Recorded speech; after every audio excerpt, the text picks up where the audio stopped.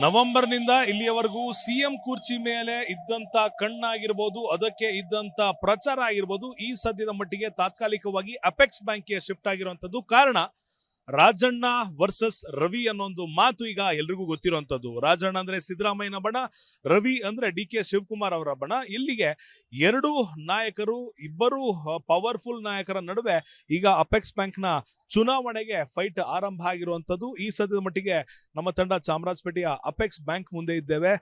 ಬಿಜೆಪಿಯಿಂದ ಬೆಳ್ಳಿ ಪ್ರಕಾಶ್ ಅವರು ನಾಮಿನೇಷನ್ ಅನ್ನ ಸಲ್ಲಿಸಿರುವಂತದ್ದು. ಮತ್ತೊಂದ್ ಕಡೆಗೆ ರಾಜಣ್ಣರವರು ಇರ್ಬೋದು, ರವಿರವರು ಮಾತುಕತೆಯನ್ನ ನಡೆಸ್ತಾ ಇದ್ದಾರೆ. ಅವರು ಕೂಡ ನಾಮಿನೇಷನ್ ಅನ್ನ ಸಲ್ಲಿಸುವಂತ ಬಹುತೇಕ ಸಾಧ್ಯತೆ ಇದೆ. ಕಾಂಗ್ರೆಸ್ನ ಹೈಕಮಾಂಡ್ ಕೂಡ ಎಂಟರ್ ಆಗಿದೆ. ಈ ವಿಚಾರದಲ್ಲಿ ಅವಿರೋಧವಾಗಿ ರಾಜಣ್ಣರವ್ರನ್ನ ಆಯ್ಕೆ ಮಾಡ್ಬೇಕಾ ಅಥವಾ ಚುನಾವಣೆ ನಡೆಸಬೇಕಾ ಅಥವಾ ರವಿರವ್ರನ್ನ ಯಾವ್ದಾದ್ರು ರೀತಿ ಸಮಾಧಾನ ಪಡಿಸಬಹುದಾ ಅಂತ ಲೆಕ್ಕಾಚಾರವನ್ನ ರಣದೀಪ್ ಸಿಂಗ್ ಸುರ್ಜೇವಾಲಾ ಮಾಡ್ತಾ ಇದ್ರೆ, ಇಲ್ಲಿ ಈ ಸದ್ಯದ ಮಟ್ಟಿಗೆ ನಾಮಿನೇಷನ್ಗಾಗಿ ಬಂದಿರುವಂತ ನಾಯಕರು ಈ ಒಂದು ಅಪೆಕ್ಸ್ ಬ್ಯಾಂಕ್ ನ ಒಳಗಡೆ ಕುಳಿತಿರುವಂತದ್ದು ಮೊದಲ ಅಂಶ ಆಗುತ್ತೆ. ಜೊತೆಗೆ ಇಲ್ಲಿ ಯಾವುದೇ ಸಂದರ್ಭದಲ್ಲೂ ಕೂಡ ಇದನ್ನ ಅತ್ಯಂತ ಸೂಕ್ಷ್ಮ ಪ್ರದೇಶ ಅಂತ ಗುರುತಿಸಿರೋದ್ರಿಂದ ಒಂದು KSRP ತುಕಡಿ ಇರಬಹುದು, ಒಬ್ರು ACP, ಒಬ್ರು ಇನ್ಸ್ಪೆಕ್ಟರ್, 4 ಜನ ಸಬ್ ಇನ್ಸ್ಪೆಕ್ಟರ್ ಸೇರಿದಂತೆ 50ಕ್ಕೂ ಹೆಚ್ಚು ಪೊಲೀಸ್ ಸ್ಟಾಫ್ ಅನ್ನ ಒಂದು KSRP ತುಕಡಿಯನ್ನ ನಿಯೋಜನೆ ಮಾಡಲಾಗಿದೆ. ಅಲ್ಲಿಗೆ ಈ ಒಂದು ವಿಚಾರವನ್ನ ಪ್ರತಿಷ್ಠೆಯಾಗಿ ರಾಜಣ್ಣರವರು ಕೂಡ ತೆಗೆದುಕೊಂಡಿದ್ದಾರೆ, ರವಿರವರು ಕೂಡ ತೆಗೆದುಕೊಂಡಿದ್ದಾರೆ. ಯಾರ ಬಣಕ್ಕೆ ಗೆಲುವಾಗುತ್ತೆ, ಯಾರ ಬಣ ಸೋಲಾಗುತ್ತೆ, ಯಾರ ಬಣ ಹೈಕಮಾಂಡ್ ಮುಂದೆ ತಲೆಬಾಗುತ್ತೆ ಅನ್ನೋ ಒಂದು ಅಂಶವನ್ನ ನೋಡೋದಕ್ಕಾಗಿ ಇಡೀ ಡಿ.ಕೆ. ಶಿವಕುಮಾರ್ ಆಗಿರ್ಬೋದು, ಸಿದ್ದರಾಮಯ್ಯನವರ ಬೆಂಬಲಿಗರು ಕಾದಿರುವಂತದ್ದು. ಸಹಕಾರ ಕ್ಷೇತ್ರದ ಧುರೀಣರಾಗಿದ್ದಂತ ರಾಜಣ್ಣರವರು ಈ ಬಾರಿ ಕೂಡ ಸಹಕಾರ ಕ್ಷೇತ್ರದ ಧುರೀಣರಾಗಿಯೇ ಮುಂದುವರಿತಾರ ಅಥವಾ ಈ ಬಾರಿ ಹೈಕಮಾಂಡ್ ಮುಂದೆ ತಮ್ಮ ಸೋಲನ್ನು ಒಪ್ಕೊಳ್ತಾರ ಅನ್ನೊಂದು ಯಕ್ಷ ಪ್ರಶ್ನೆ ಆಗಿದೆ. 11 ಗಂಟೆಯಿಂದ 1 ಗಂಟೆವರೆಗೂ ಅಧ್ಯಕ್ಷ ಸ್ಥಾನಕ್ಕೆ ನಾಮಿನೇಷನ್ ನಡೆಯುತ್ತೆ. 1 ಗಂಟೆಯಿಂದ 2 ಗಂಟೆವರೆಗೂ ಆ ನಾಮಿನೇಷನ್ ಪತ್ರಿಕೆಯನ್ನ ವಾಪಸ್ ತೆಗೆದುಕೊಳ್ಳೋದಕ್ಕೆ ಅವಕಾಶವನ್ನ ಕೊಡಲಾಗುತ್ತೆ. 2 ರಿಂದ 3 ಗಂಟೆವರೆಗೂ ವೋಟಿಂಗ್ ಪ್ರಕ್ರಿಯೆ ಅಥವಾ 2 ರಿಂದ 4 ಗಂಟೆವರೆಗೂ ವೋಟಿಂಗ್ ಪ್ರಕ್ರಿಯೆ ಇರುತ್ತೆ. ಅದಾದ ನಂತರ 4 ರಿಂದ 5 ಗಂಟೆ ಒಳಗಡೆ ಈ ಒಂದು ಎಲೆಕ್ಷನ್ ನಡೆದ್ರೆ ಅದರ ರಿಸಲ್ಟ್ ಹೊರಗಡೆ ಬರುತ್ತೆ. ಆದ್ರೆ ರಾಜ್ಯದಲ್ಲಿರುವಂತಹ 21 DCC ಬ್ಯಾಂಕ್ಗಳ ನಿರ್ದೇಶಕರು ಇಲ್ಲಿ ವೋಟಿಂಗ್ ಪವರ್ ಅನ್ನ ಇಟ್ಕೊಂಡಿರುವಂತದ್ದು. 2 ಡೈರೆಕ್ಟರ್ಗಳ ವಿಚಾರ ಈಗ ಕೋರ್ಟ್ ನಲ್ಲಿ ಕೇಸ್ ನಡೀತಾ ಇದೆ. ಮತ್ತೊಂದು ಬ್ಯಾಂಕ್ ನ ವಿಚಾರವಾಗಿ ಆ ಒಂದು ಲಿಸ್ಟ್ ಪ್ರಕಟ ಆಗೋದಕ್ಕೆ ಮೊದಲೇ ಚುನಾವಣೆ ನಡೆದೋಗಿತ್ತು. ಅಲ್ಲಿಗೆ ಟೋಟಲ್ ಈ ಬಾರಿ 18 ವೋಟ್ಗಳು ಯಾರಿಗೆ ಬೀಳುತ್ತೆ, ಕನ್ಸಿಡರ್ ಆಗುವಂತದ್ದು 18 ವೋಟ್ಗಳು.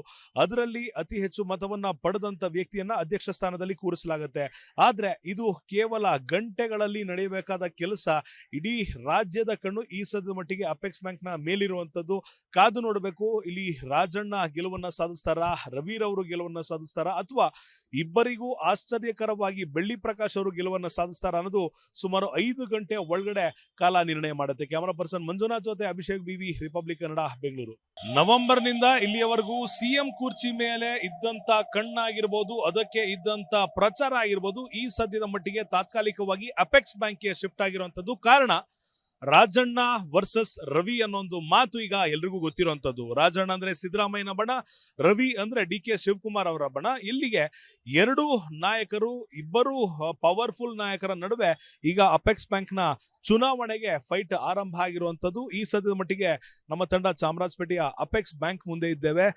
ಬಿಜೆಪಿಯಿಂದ ಬೆಳ್ಳಿ ಪ್ರಕಾಶ್ ಅವರು ನಾಮಿನೇಷನ್ ಅನ್ನ ಸಲ್ಲಿಸಿರುವಂತದ್ದು. ಮತ್ತೊಂದ್ ಕಡೆಗೆ ರಾಜಣ್ಣರವರು ಇರ್ಬೋದು, ರವಿರವರು ಮಾತುಕತೆಯನ್ನ ನಡೆಸ್ತಾ ಇದ್ದಾರೆ. ಅವರು ಕೂಡ ನಾಮಿನೇಷನ್ ಅನ್ನ ಸಲ್ಲಿಸುವಂತ ಬಹುತೇಕ ಸಾಧ್ಯತೆ ಇದೆ. ಕಾಂಗ್ರೆಸ್ನ ಹೈಕಮಾಂಡ್ ಕೂಡ ಎಂಟರ್ ಆಗಿದೆ. ಈ ವಿಚಾರದಲ್ಲಿ ಅವಿರೋಧವಾಗಿ ರಾಜಣ್ಣರವ್ರನ್ನ ಆಯ್ಕೆ ಮಾಡ್ಬೇಕಾ ಅಥವಾ ಚುನಾವಣೆ ನಡೆಸಬೇಕಾ ಅಥವಾ ರವಿರವ್ರನ್ನ ಯಾವ್ದಾದ್ರು ರೀತಿ ಸಮಾಧಾನ ಪಡಿಸಬಹುದಾ ಅಂತ ಲೆಕ್ಕಾಚಾರವನ್ನ ರಣದೀಪ್ ಸಿಂಗ್ ಸುರ್ಜೇವಾಲಾ ಮಾಡ್ತಾ ಇದ್ರೆ, ಇಲ್ಲಿ ಈ ಸದ್ಯದ ಮಟ್ಟಿಗೆ ನಾಮಿನೇಷನ್ಗಾಗಿ ಬಂದಿರುವಂತ ನಾಯಕರು ಈ ಒಂದು ಅಪೆಕ್ಸ್ ಬ್ಯಾಂಕ್ ನ ಒಳಗಡೆ ಕುಳಿತಿರುವಂತದ್ದು ಮೊದಲ ಅಂಶ ಆಗುತ್ತೆ. ಜೊತೆಗೆ ಇಲ್ಲಿ ಯಾವುದೇ ಸಂದರ್ಭದಲ್ಲೂ ಕೂಡ ಇದನ್ನ ಅತ್ಯಂತ ಸೂಕ್ಷ್ಮ ಪ್ರದೇಶ ಅಂತ ಗುರುತಿಸಿರೋದ್ರಿಂದ ಒಂದು KSRP ತುಕಡಿ ಇರಬಹುದು, ಒಬ್ರು ACP, ಒಬ್ರು ಇನ್ಸ್ಪೆಕ್ಟರ್, 4 ಜನ ಸಬ್ ಇನ್ಸ್ಪೆಕ್ಟರ್ ಸೇರಿದಂತೆ 50ಕ್ಕೂ ಹೆಚ್ಚು ಪೊಲೀಸ್ ಸ್ಟಾಫ್ ಅನ್ನ ಒಂದು KSRP ತುಕಡಿಯನ್ನ ನಿಯೋಜನೆ ಮಾಡಲಾಗಿದೆ. ಅಲ್ಲಿಗೆ ಈ ಒಂದು ವಿಚಾರವನ್ನ ಪ್ರತಿಷ್ಠೆಯಾಗಿ ರಾಜಣ್ಣರವರು ಕೂಡ ತೆಗೆದುಕೊಂಡಿದ್ದಾರೆ, ರವಿರವರು ಕೂಡ ತೆಗೆದುಕೊಂಡಿದ್ದಾರೆ. ಯಾರ ಬಣಕ್ಕೆ ಗೆಲುವಾಗುತ್ತೆ, ಯಾರ ಬಣ ಸೋಲಾಗುತ್ತೆ, ಯಾರ ಬಣ ಹೈಕಮಾಂಡ್ ಮುಂದೆ ತಲೆಬಾಗುತ್ತೆ ಅನ್ನೋ ಒಂದು ಅಂಶವನ್ನ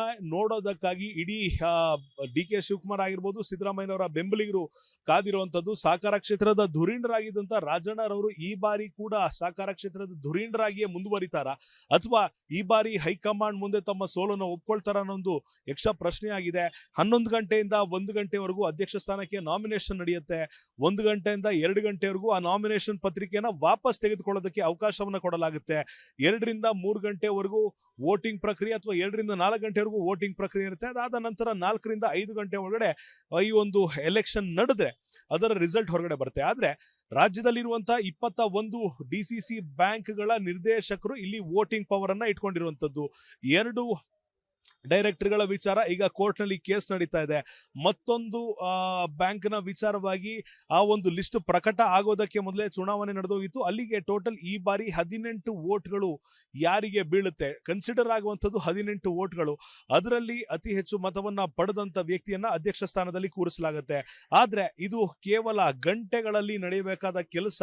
ಇಡೀ ರಾಜ್ಯದ ಕಣ್ಣು ಈ ಸದ್ಯದ ಮಟ್ಟಿಗೆ ಅಪೆಕ್ಸ್ ಬ್ಯಾಂಕ್ ನ ಮೇಲಿರುವಂತದ್ದು. ಕಾದು ನೋಡಬೇಕು, ಇಲ್ಲಿ ರಾಜಣ್ಣ ಗೆಲುವನ್ನ ಸಾಧಿಸ್ತಾರ, ರವಿರವರು ಗೆಲುವನ್ನ ಸಾಧಿಸ್ತಾರ, ಅಥವಾ ಇಬ್ಬರಿಗೂ ಆಶ್ಚರ್ಯಕರವಾಗಿ ಬೆಳ್ಳಿ ಪ್ರಕಾಶ್ ಅವರು ಗೆಲುವನ್ನ ಸಾಧಿಸ್ತಾರ ಅನ್ನೋದು ಸುಮಾರು 5 ಗಂಟೆ ಒಳಗಡೆ ಕಾಲ ನಿರ್ಣಯ ಮಾಡುತ್ತೆ. ಕ್ಯಾಮರಾ ಪರ್ಸನ್ ಮಂಜುನಾಥ್ ಜೊತೆ Abhishek BV, Republic Kannada, Bengaluru. November ನಿಂದ ಇಲ್ಲಿಯವರೆಗೂ ಸಿಎಂ ಕುರ್ಚಿ ಮೇಲೆ ಇದ್ದಂತ ಕಣ್ಣಾಗಿರ್ಬೋದು, ಅದಕ್ಕೆ ಇದ್ದಂತ ಪ್ರಚಾರ ಆಗಿರ್ಬೋದು, ಈ ಸದ್ಯದ ಮಟ್ಟಿಗೆ ತಾತ್ಕಾಲಿಕವಾಗಿ ಅಪೆಕ್ಸ್ ಬ್ಯಾಂಕ್ಗೆ ಶಿಫ್ಟ್ ಆಗಿರುವಂತದ್ದು. ಕಾರಣ ರಾಜಣ್ಣ ವರ್ಸಸ್ ರವಿ ಅನ್ನೋ ಒಂದು ಮಾತು ಈಗ ಎಲ್ರಿಗೂ ಗೊತ್ತಿರುವಂತದ್ದು. ರಾಜಣ್ಣ ಅಂದ್ರೆ ಸಿದ್ದರಾಮಯ್ಯನ ಬಣ, ರವಿ ಅಂದ್ರೆ ಡಿ.ಕೆ. ಶಿವಕುಮಾರ್ ಅವರ ಬಣ. ಇಲ್ಲಿಗೆ 2 ನಾಯಕರು, ಇಬ್ಬರು ಪವರ್ಫುಲ್ ನಾಯಕರ ನಡುವೆ ಈಗ ಅಪೆಕ್ಸ್ ಬ್ಯಾಂಕ್ ನ ಚುನಾವಣೆಗೆ ಫೈಟ್ ಆರಂಭ ಆಗಿರುವಂತದ್ದು. ಈ ಸದ್ಯದ ಮಟ್ಟಿಗೆ ನಮ್ಮ ತಂಡ ಚಾಮರಾಜಪೇಟೆಯ ಅಪೆಕ್ಸ್ ಬ್ಯಾಂಕ್ ಮುಂದೆ ಇದ್ದೇವೆ.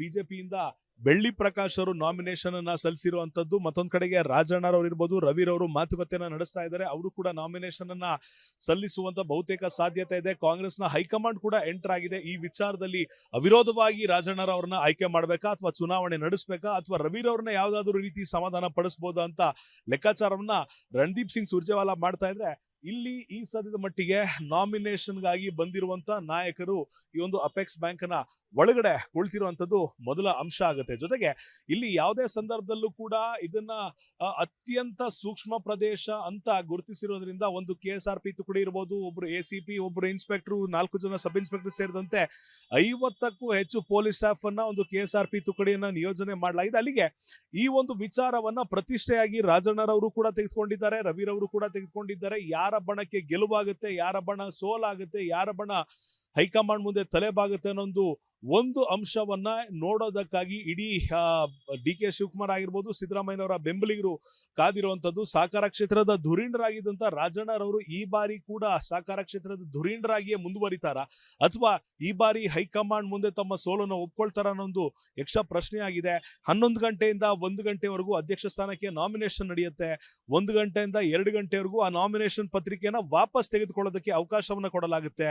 2ರಿಂದ 3 ಗಂಟೆವರೆಗೂ ವೋಟಿಂಗ್ ಪ್ರಕ್ರಿಯೆ ಅಥವಾ 2ರಿಂದ 4 ಗಂಟೆವರೆಗೂ ವೋಟಿಂಗ್ ಪ್ರಕ್ರಿಯೆ ಇರುತ್ತೆ. ಅದಾದ ನಂತರ 4ರಿಂದ 5 ಗಂಟೆ ಒಳಗಡೆ ಈ ಒಂದು ಎಲೆಕ್ಷನ್ ನಡೆದ್ರೆ ಅದರ ರಿಸಲ್ಟ್ ಹೊರಗಡೆ ಬರುತ್ತೆ. ಆದ್ರೆ ರಾಜ್ಯದಲ್ಲಿರುವಂತಹ 21 ಡಿಸಿಸಿ ಬ್ಯಾಂಕ್ಗಳ ನಿರ್ದೇಶಕರು ಇಲ್ಲಿ ವೋಟಿಂಗ್ ಪವರ್ ಅನ್ನ ಇಟ್ಕೊಂಡಿರುವಂತದ್ದು. 2 ಡೈರೆಕ್ಟರ್ಗಳ ವಿಚಾರ ಈಗ ಕೋರ್ಟ್ ನಲ್ಲಿ ಕೇಸ್ ನಡೀತಾ ಇದೆ. ಮತ್ತೊಂದು ಬ್ಯಾಂಕ್ ನ ವಿಚಾರವಾಗಿ ಆ ಒಂದು ಲಿಸ್ಟ್ ಪ್ರಕಟ ಆಗೋದಕ್ಕೆ ಮೊದಲೇ ಚುನಾವಣೆ ನಡೆದೋಗಿತ್ತು. ಅಲ್ಲಿಗೆ ಟೋಟಲ್ ಈ ಬಾರಿ 18 ವೋಟ್ಗಳು ಯಾರಿಗೆ ಬೀಳುತ್ತೆ, ಕನ್ಸಿಡರ್ ಆಗುವಂತದ್ದು 18 ವೋಟ್ಗಳು. ಅದರಲ್ಲಿ ಅತಿ ಹೆಚ್ಚು ಮತವನ್ನ ಪಡೆದಂತ ವ್ಯಕ್ತಿಯನ್ನ ಅಧ್ಯಕ್ಷ ಸ್ಥಾನದಲ್ಲಿ ಕೂರಿಸಲಾಗುತ್ತೆ. ಆದ್ರೆ ಇದು ಕೇವಲ ಗಂಟೆಗಳಲ್ಲಿ ನಡೆಯಬೇಕಾದ ಕೆಲಸ. ಇಡೀ ರಾಜ್ಯದ ಕಣ್ಣು ಈ ಸದ್ಯದ ಮಟ್ಟಿಗೆ ಅಪೆಕ್ಸ್ ಬ್ಯಾಂಕ್ ನ ಮೇಲಿರುವಂತದ್ದು. ಕಾದು ನೋಡಬೇಕು, ಇಲ್ಲಿ ರಾಜಣ್ಣ ಗೆಲುವನ್ನ ಸಾಧಿಸ್ತಾರ, ರವಿರವರು ಗೆಲುವನ್ನ ಸಾಧಿಸ್ತಾರ, ಅಥವಾ ಇಬ್ಬರಿಗೂ ಆಶ್ಚರ್ಯಕರವಾಗಿ ಬೆಳ್ಳಿ ಪ್ರಕಾಶ್ ಅವರು ಗೆಲುವನ್ನ ಸಾಧಿಸ್ತಾರ ಅನ್ನೋದು ಸುಮಾರು 5 ಗಂಟೆ ಒಳಗಡೆ ಕಾಲ ನಿರ್ಣಯ ಮಾಡುತ್ತೆ. ಕ್ಯಾಮರಾ ಪರ್ಸನ್ ಮಂಜುನಾಥ್ ಜೊತೆ ಅಭಿಷೇಕ್ ಬಿವಿ, ರಿಪಬ್ಲಿಕ್ ಕನ್ನಡ, ಬೆಂಗಳೂರು.